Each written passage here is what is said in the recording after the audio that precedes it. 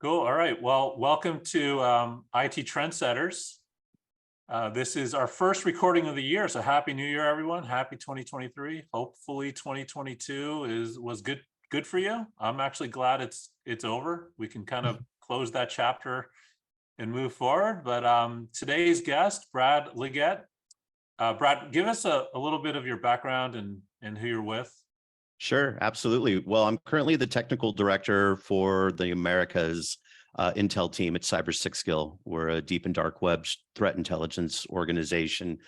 My history dates back to the mid-90s and just being a tinkerer, beginning in my parents' basement in high school with a dial-up modem, and then spending a lot of time in the telecommunications industry as a network engineer, even a pre-sales engineer for a period of time because I enjoyed seeing the sun more than I saw the moon.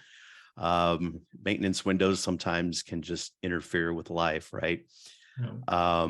And then, just been essentially in technology and leading technology groups within organizations pretty much the entire time since. So going on 25 years now in technology in general. And a focus on cybersecurity over the last 6 to 7 years. Cool. Where are you talking to us from? Where are you located? I'm located in Kansas City, Missouri. It is starting to get a little cold, but it's a sunny day out. So, yeah. Nice. What do you do for fun? Oh gosh, what don't I do for fun? I'm just a social guy, and whether there's a local band that's playing or just going to any number of the craft breweries in town, spending time out and about, and also enjoy a good bourbon and cigar. So that's kind of what I do outside of office hours. Nice. What's your beer of choice? Well, I'm an IPA guy, so probably more West Coast IPA style. But yeah, you give me an IPA and you pretty much can't go wrong. Nice. I got to ask, what's the bourbon of choice? There's a lot of those up there. There's a lot of those. And yeah, it's hard to find them in Kansas City. There's a lot of hunters in Kansas City, and Kansas City doesn't get a lot of allocation from the whiskey and bourbon distributors. And so it's sometimes hard to find some good ones. But I will say right now, probably the two that I'm really hot on right now are the Penelope Architect and the Redline Elements. Okay, nice. Yeah, one thing I found around the country is certain places seem to get much better allocation. And being from Wisconsin, I thought we would be allocated pretty well, but we're not. We're terrible. We don't get any of it. Yeah, the Midwest, especially the upper Midwest, from what I understand, even here in Kansas City, it's tough. It is. I didn't know that's how it worked. That's how it works, huh? It's kind of like getting your IT hardware allocation, right? They just send it to the kind of is. To buy more of it or pay more. You got to know who to schmooze. Yes, you got to have the right contacts. Yep. All right. Well, we got Kirk. Kirk, Happy New Year. Where are you today? Wisconsin? I am in Florida, in the Tampa area. Florida. So cool. Well, kick us off here. Keeping track of the Packers, watching that, it's kind of fun. Yep. Taking their run here to see how far it's going to go. We'll see. Maybe they'll meet the Chiefs soon. It could be. That would have to be in the Super Bowl, and we'll see. That would be a good problem. That'd be a good problem to have. We'll see. Yep. Got a lot of hurdles to overcome to get there, though. For sure. But, so yeah, I just wanted to, this whole threat intelligence world, maybe you could just give us a second on kind of where things have been in the last year and where you see things headed, and what should customers be looking for when they're looking for threat intelligence platforms? Yes, that's a great question, right? So I think one of the biggest things is having access to as much data as possible, right? And being able to get into sources. I work with a lot of companies that will have teams that manage their own personas and will go and do their own searches and try to understand what threats could be emanating out there. But that's not always scalable, right? And there's, again, a lot of companies that focus on threat intelligence, and they all seem to have their own different focus and flavor. And what I think some of the things that's the biggest out there is just coverage and getting not only the forums and where a lot of the chatter is happening, but the marketplaces as well. We're seeing a lot of areas, for example, in the marketplaces of initial access brokers and people using password stealers from browsers, selling those files for as little as $10, right? And just then people can go in and buy those and gain a foothold. So marketplaces, I think, are a big place to pay attention to. Obviously, too, there's just an explosion of whether it's Discord channels, ICQ, even still today, Telegram, of course, various channels that you can get into. And just now, again, it's live chat, it's live chatter. But if you can go through all of that data and pick out the needle in the needle stack, these are definitely areas of focus, and they're not going away either. So, coming into 2023, there's a lot that we could probably talk about of what could be coming down the pipeline. But, we're seeing a trend for sure of, tools and resources that are being used, whether traditionally by APTs or very well-funded criminal organizations, that those are just out there as a service now, or, proliferating to the lower level criminal groups and those areas. And so, that's going to keep going in 2023, I think, and we'll see a lot more of that being talked about in the coming months. One thing that I think is particularly interesting that threat intelligence can play valuable in is, and you've mentioned this, these access brokers, basically identity brokers, where they basically hand over valid accounts and for a fee and give you tech support within clients. So without threat intelligence, it'd be much harder to catch some of that. And any thoughts on how does that all play out in the real world? Yeah, it's something that you can't ignore, I think, especially coming into the new year. If you don't have a way to see if your employees' access to, ADFS or Okta or you name it, right, is being published out there. And again, these entire password files in Chrome or in Safari or Firefox or whatever are being sold for $10. And so, essentially, not only are they getting potentially access to keys to the kingdom to some of these organizations, they're getting Netflix and Facebook and all of those other types of things as well. One of the things I'm always telling people is quit saving your passwords in the browser. I mean, people have heard over and over about password reuse, and sure, saving, unique passwords in the browser was a good step, but now there's malware. It's on the machine, and the machine can be compromised. Obviously, having a password manager is a great step. Unfortunately, we've seen here in the last couple of weeks over the holidays that those two can be compromised, but it is the way to go, right? I think people need to understand that just because that happens doesn't mean they shouldn't use a password manager. Yeah, it's a good point, and it drives me nuts every time when I try and, I'm trying to save out of something and it's wanting to save my passwords all the time. It's all you do is click on the wrong one a few times, and now it's all over the place. Yeah. Yep. That's a little scary. So that's a great use of threat intelligence. If I'm talking about trying to get proactive with some of the threat hunting, when does that play into this? How do you see companies typically starting to use threat intelligence, to really get the ROI and bang for the buck?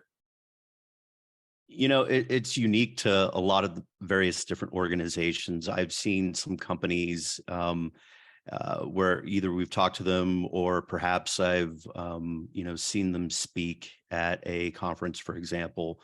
But, when the threat intelligence that they're pulling actually drives business making decisions, I think is the nirvana, right? Because it's not security focused.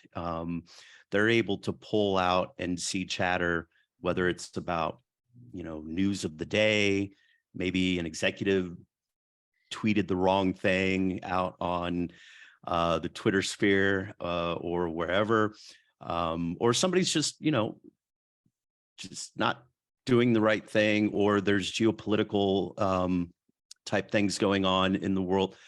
All of those things that they can feed in and be true business partners to the various lines and organizations within their company, I think is where we really want this to ultimately go, and not just be a security discussion. Sure. And how do you, and we've talked a little bit earlier about the real big guys with lots of resources. And then if you're running a, still a very large organization, but security resources are, generally not readily available. And if you have a managed provider, where do you fit this in? Do you expect it to be part of your service? Do you buy it yourself? Where do you see this all falling together for this large, mid-size enterprises, I guess I would say? Yeah. So for those that don't have the budget available, but they do have a partner that they're working with, absolutely, we're seeing quite an explosive growth with our partners in general, where they're offering more of these types of services. So beyond managed SOC or beyond managed endpoints, being able to also be that kind of first level triage of understanding, okay, we're seeing chatter about your organization or brand that's tied to your organization, what then impact does that have? And then that managed provider can actually work with the team to help them understand that and have that be part of their package. It can be an add-on, it can be rolled up in one. Definitely seeing a lot of that growing in the last few months of this year, and already have several discussions going on this year with quite a few as well. So I guess one of the things also that I found intriguing was the fact of the clear web and how little of it is actually the real content in the web. But you guys kind of break it down into the clear web versus the deep web, which is generally where you need credentials to get into things. Right? And then the dark web. Maybe you can break that down for people and just kind of explain. Sure. And what typically, where's the risk in each one of those categories? Yeah, absolutely. Yeah, the clear web simply is defined as anywhere that you can go in any browser. So think of, hey, you want to check the Packers score, and you're going to ESPN.com. And then obviously to the deep web, you mentioned, these are the things that are unindexed, maybe behind passwords, company intranets, things of that nature.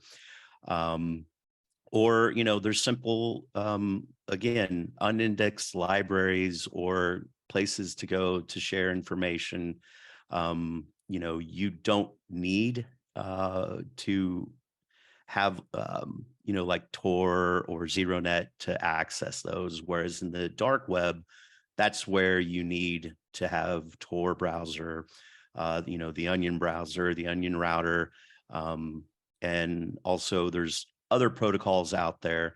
But again, one of the things I always caution people on too is don't use your regular machine and just simply load Tor or I2P or ZeroNet and expect to then start to get in some of these forums marketplaces. You definitely want to use something like Tails operating system, where you can go onto essentially on a thumb drive, boot into Tails. It's an operating system that then completely wipes as soon as you shut down or unplug the USB drive, because it's very hard to keep your OPSEC if you're just going out on a machine. You never know what you're logging into. You never know what personally identifiable information that people are going to be able to get from there. And so you definitely want to be careful if you're making that foray out into the deep and dark web. Okay. And then I know one of the pieces you have of the puzzle is the investigative portal. How does that fit into the whole component? Yeah, so our investigative portal is essentially a way, you think of it as an air-gapped way to go in and browse all of these forums, marketplaces, et cetera. You can go in and just start accessing the history of everything that we've pulled from our collection over the last several years and even prior, right? Because we pull everything that's historical once we gain access into a particular forum or marketplace. You know, it's kind of one of those, how do you boil the ocean? You can go in there and you can simply type in your name. I could go in and type in Brad Liggett, and who knows, you know, what we're going to find or what's even out there. One of the ways that things that we do and what my team focuses on is understanding what assets do you have? What are the things that you care about, whether it's your name, organization, executive names, domains, third-party relationships. Let's get all those loaded in there so that we can start generating alerts as our collection gets it. Then we can alert companies directly to go and then see the context and what's being talked about. So your solution then actually gets very tailored to the particular customer. It's not just the generic threat feeds. You can the customer can tune this to its particular needs. Right, correct. Yeah. So, you know, beyond just a simple IOC feed or something along those lines, which of course we do offer, but we like to make it more tailored, more practical. So again, that you're not just swimming in a ton of various threat intelligence, that you have targeted, focused intel that you're bringing out and not just data that you're swimming through. Sure. Now, the data by itself is obviously very valuable for reputation, things like that. And then where do you apply the threat hunting in an organization? Where do you get started with that? If you're saying, well, I'm doing a pretty good job of discovering what I have, keeping my eye on what's out there, if anything bad. When do I start? When do companies typically start heading into, and where do they start heading into the proactive validation? Yeah, I think, again, you said it too, and I came from the world of attack surface management, and Right. so this has been kind of the great next step for me, right? But you got to know what you own, and you got to have a baseline, and you got to start somewhere. And you know, it's never going to be perfect when you first begin an attack surface management program, but you have to have a good hold on it, even if you start with a spreadsheet that somebody's keeping of IP ranges and, you know, domains that have been registered with various registrars. That's a good start. And we can take that and we can load that into our asset system and start to alert on things like that. And it starts to become then very cyclical, right? As you discover new things, we can systematically add those in so that you have greater coverage. And so I think, you know, the beginning is you got to know what you own as much as possible. Even if you're only 50% there, that's a good place to start. And once you start understanding what you own, you've got to have a look to see, is it being talked about? Is it being discussed? Is it being targeted? And again, you know, because, excuse me, you know, threat actors, when they're out there chatting, they're typically not saying, hey, I am targeting Centercom. What do people know about this? They'll use very generic, broad terms. Hey, I'm looking for, you know, a Midwest-based US company. You know, here's their annual revenue that I got off of Crunchbase. Right. And I'm looking for, you know, maybe ways to get in. And so those are other things you kind of have to understand. If you're in a threat hunter in an organization, you got to know your organization, right? You got to know the ins and outs so that if somebody's talking very generically about you or your company, you can pick up on those threads and you can start to follow them and say, I think they're targeting us, or maybe they're targeting one of our partners. That's another thing too that I have a lot of conversations with companies about is, you know, if they're targeting one of your peers in the industry or a competitor, if they haven't targeted you already, you're next in line. And so why don't you watch out for them as well? And, you know, that's the great thing about the information sharing community is that, you know, even though to the public and out in the marketplace, companies can be fierce competitors, you know, in our world, we're all good friends and we all look out for each other. And if we see somebody targeting, you know, a competitor of ours, we're going to reach out behind the scenes and say, hey, I think you need to take a look at this. Mhm. So what's on the roadmap for Cybersixgill? What's the where do they see this heading? Where do where's the threat intelligence industry heading? Yeah, that's a great question. I would say that one of the things that we're doing is we've recently relaunched, for example, what we call our dynamic vulnerability exploit score, Mhm. where, CVEs are just coming out constantly, and there's hundreds of thousands of out there. And if you look at the data, only around 6% historically have ever been exploited. And Mhm. so, wanting to understand how does, what are the threat actors targeting at a certain period of time, and taking that data from what we're gathering and saying, okay, this CVE's got an active exploit, or we've got a lot of people talking about it in various forums, whether it's Russian language speaking forums, Chinese, Arabic, Spanish, you name it. And so that also helps kind of geographically too, companies understand what they want to do with their vulnerability management prioritization, patch prioritization. There's examples that we have seen in our collection, CVEs from 2017, that it wasn't until early 2021 that the chatter started really gaining a foothold. And then you start to see active exploits for that particular CVE that was at the time 3.5 years old.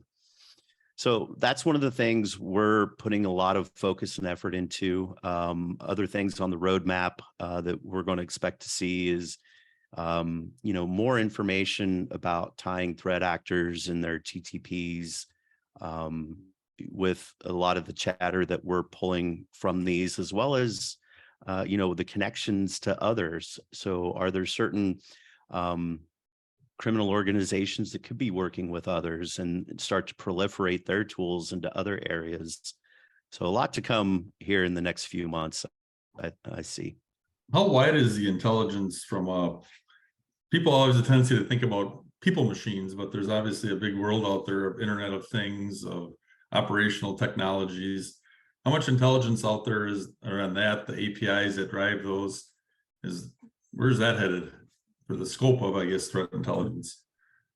Yeah, that's a great question. We've been working on a few of those projects. Obviously, again, there's you see the various chatter, you see about people talking about the certain technology. I don't know if I have a good answer for that right now when it talks, IT versus OT and those types of things. It's a very specific kind of use case. And also too, when you, at least when I think about OT, I think about critical infrastructure, and I think about it's the organizations that are probably going to be very well funded, either nation state or quasi nation state, APT threat actor, right? And they're really good at covering their tracks. They're not speaking very publicly, so to speak, in dark web forums or Telegram channels or places like that. And so it's hard to track those right now. Okay. That one just kind of came into my head. I thought I'd Yeah. throw it out there because Yeah, it is no, certainly I get it. Yeah. the landscape is getting bigger and bigger. Yeah. The DBE score, that's kind of an interesting concept too, because the government's got their little thing they release and no one exploited vulnerabilities, but that doesn't get you in front of the curve. That only gets you pretty much when it's known. It looks like your solution can get you a little more in front of the curve and not have to wait till it's a known exploitable system. Can you draw any relationship between I think it's IIS, that's CISA, known exploitable catalog and what you're doing? Yeah. So one thing I'll say is that we are feeding some data into CISA, and there are some projects that they're working on coming up, more longer term, that we've been responding to. And so I think more to come on that. When it comes to the KEV specifically and what CISA is doing there, I got to applaud what they're doing. And, we certainly would like to have more of a partnership there. So, right. yeah. And it's a big kind of a high level view, I guess. The ABCs of the whole thing gets you started, but Mm-hmm. yeah, the whole threat intelligence is a very, very interesting, Yeah. topic, like you mentioned. How much do you see this? How much if you're trying to do the indicators of compromise or to go to the next level, because I know your background, you came from kind of the attack surface world. That doesn't go anywhere near as far as validating as some of the information you're providing, what's actually wrong. How do you see the automation, the AI changing that game over time, and where does a human can always be involved?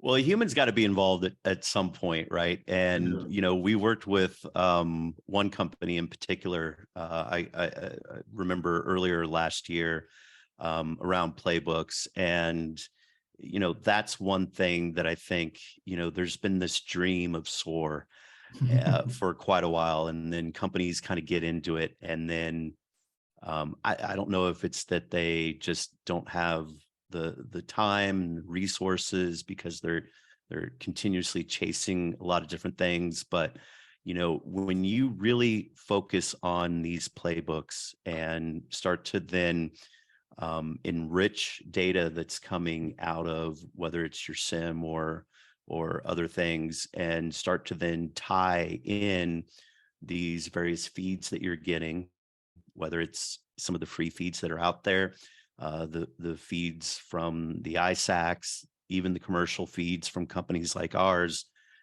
Once you then have the ability to then say, what's the threshold of what I want a human to see versus what we can allow a machine to do, that becomes pretty impactful. Like I said, we had a project earlier last year where there were several different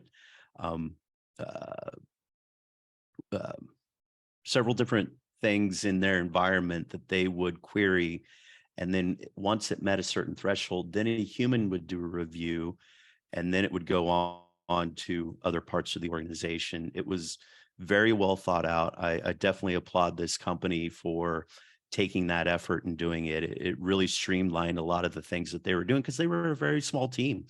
It was essentially a team of 4, including the manager, who was very hands-on as well. So very small team, very large organization, and they were able to accomplish quite a bit, just tying in all of their various programs and systems that they had into these various playbooks. I would love to see more of that happening with the companies that we're working with. Just on a lighter note at the end here, the Chat GPT, have you had a chance to play with that at all yet? And does that give you a glimpse into the future, or is that just kind of gee whiz things, do you think? Oh, I've played with it. It is not just a gee whiz thing. And I think, especially from all of the various, whether it's Mastodon posts, Twitter posts, LinkedIn posts, everyone in our industry, in our space, is playing with it and then some. It's, that genie's out of the bottle now. It's not going back in. And, because, one of the very first things people are saying is, oh, you can craft a very well done phishing attack here. And it's not going to have those marks that you see in normal phishing emails of grammatical errors and spelling errors and things like that. It's well crafted.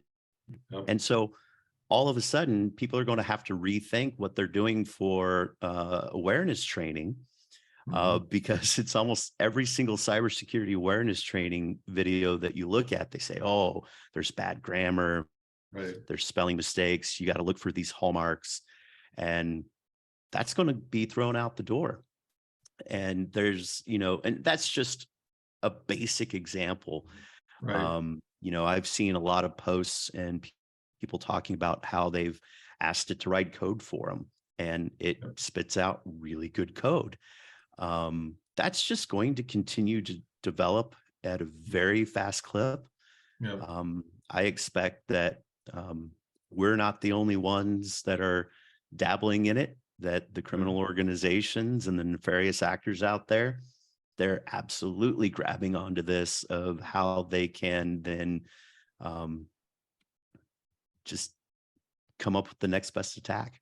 So Yeah, it's amazing. It's a little scary. I mean, some of the, even the deep fakes at the voice, if someone just calls up on the phone and impersonates our voice and yeah, says, hey, well, yeah, it's okay to cut that check or whatever, it's right. that's definitely need an out of band validation channel that didn't originate the call somehow. But yeah, it's gonna make the time to have intelligence and the reaction time have to be much quicker. For sure. For sure. So is there anything that we didn't discuss that we wanted to talk about today? I think we went through a lot of different, is there something I'm missing? Yeah, we covered a lot of ground. I guess one thing, ransomware, you seen any trends in that? Is that people care about that anymore? Are we hearing about that, or is that 2022? Oh, it's not going away, right? I mean, it's continuing to happen. Just last week, I believe, there was a hospital that was hit by Lockbit, right? And, so you think back to a year or so ago, and a lot of these ransomware organizations and gangs, they'd say, well, we don't attack hospitals, we don't attack children, we don't, well, this children's hospital ended up getting a ransomware attack, and Lockbit provided them with the key for free to unlock, and they publicly stated, didn't mean to hit it, and they got hit, and we gave them the key for free to unlock it. Criminals with scruples. So, I mean, sometimes there's something to be said about honor amongst thieves, but, yeah. So yeah, that's definitely not going away. I mean, that is where, the money continues to grow. Companies will continue to pay. That's just, that's not going away. Have you seen anything from the insurance industry as far as threat feed and threat intelligence requirements of customers? Yep. A lot of them are dictating, like, and you need EDR, you need a SIM, that type of thing. Yeah, in my past life, we were working with an insurance company that before they would underwrite, they actually would do kind of a quick check of their attack surface and understand, are there things that are already been exposed to certain malware on their public facing sites and things like that. So, I think the insurance companies will always work to understand, okay, what are we getting ourselves into? What kind of exposure does this company already have? Beyond just doing a look back in kind of the basic areas, I think they'll continue. I haven't seen anything specifically, but that's definitely not going to go away, where they want to understand what it is that they're underwriting, what their exposure is, and they're definitely going to look at the exposure of their clients as they're applying for underwriting. Great. All right, Chris, I think we've covered Brad, on there. So Brad, what was the most clever cyber threat you saw last year? Doesn't have to be a big one. Uber's kind of my favorite one because, first of all, it all started with an initial access broker, the marketplaces we talked about. So they had credentials for, I think it was one login or something along those lines, right? But obviously they had two-factor authentication set up. And this particular person that was being targeted, their credentials were being used. They were getting MFA codes just over and over and over. And that person was doing the right thing. They were ignoring it. I'm not logging in. Why am I getting a 2FA code? And just, I don't know what the number was, but I think somebody said that they were getting spammed for over an hour with 2FA codes. And then they got a WhatsApp message, if I'm not mistaken. Somebody said, "Hey, I'm from your IT department. I need that code." And the person finally just gave it to them just to get it to stop. And so that right there, is, I think that's one that stands out because, again, when you think about breaches and social engineering, you're always playing at heartstrings, right? And so having the fact that they were just persistent, they didn't give up, and they just continued to flood and continued to flood until this person said enough and approved it. Interesting. Cool. Is there any way to use Chat GPT in a good way? And we talked a little bit about Kirk, how the thieves are using it to get creative here. What about the good guys? We talked about writing code, right? So maybe this is something that teams should be looking into when it comes to writing various scripts for their programs and connecting, all of the various systems that they have. That could be something where, it's being used for good. Other things I think could be used for good. I mean, maybe it's something when you're working with threat intelligence, right? What are, you could ask it certain things to be looking for that you hadn't thought of, that then you could be looking for in a certain threat intelligence program, in a data lake of, again, where you've got this, you're trying to find a needle in a needle stack. Perhaps Chat GPT is going to come up with a response that a human wouldn't have thought of.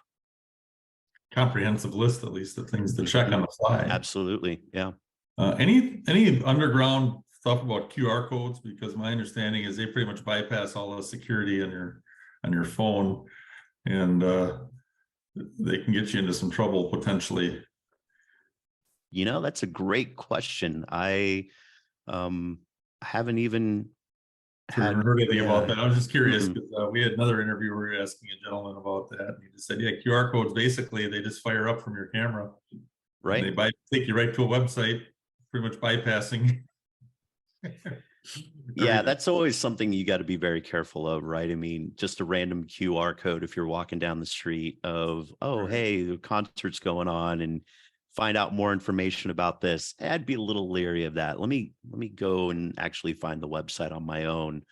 Obviously, if you're in a restaurant, your risk level might be a little lower. And so you go ahead and scan it so that you can see the menu. But yeah, I mean, it's just like that example reminds me of, dropping USB key or USB drives in a parking lot. Yep. And, that's something that, of course, you're going to go, ooh, I bet there's really good stuff on here. I should plug this in.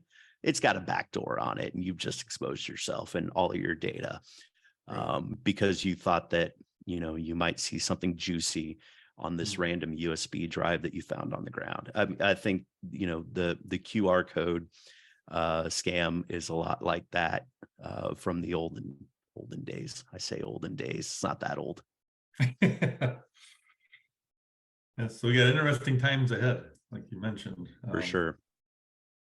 So if you had one last word of advice for somebody that is in that position of having to manage risk for the organization for this year, was there any particular must-have things you would say they should be doing this year, focusing on? The one last thing, there's never just one last thing, right? I mean, we've covered a lot of ground today, and I think that that's one of the biggest things is that you have to have your antennas up, and the way to do that is with as much data as possible.